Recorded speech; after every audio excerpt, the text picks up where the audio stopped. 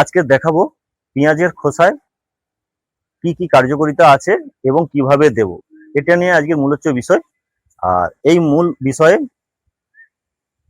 পেঁয়াজের খোসায় আমি বলবো দুটি সাধারণত মৌল উপাদান থাকে, সেটা হচ্ছে পটাশিয়াম এবং সালফার। আর কিভাবে দেব, চলো আমি নর্মাল ওয়াটার নিয়েছি 1 লিটার জল, আর ওই পেঁয়াজের খোসা যে তরল দ্রবণটি বানিয়েছিলাম ওইটা ওই নর্মাল জলের সঙ্গে দিয়ে দেবো। কারণ তোমরা জানো এখন অতিরিক্ত গরম দাবদাহ, প্রায় 36 ডিগ্রি 37 ডিগ্রি টেম্পারেচার চলছে। তাই আমি বলবো রাসায়নিক সারের দিকে না গিয়ে এই লঙ্কা গাছগুলো আমরা এই দ্রবণটি এইরকম ভাবে গাছের গোড়াতে দেব। তাহলে কি হবে, যে ফুল এবং ফল ধারণ করার যে ক্ষমতাটা আরো দ্বিগুণ হয়ে যাবে।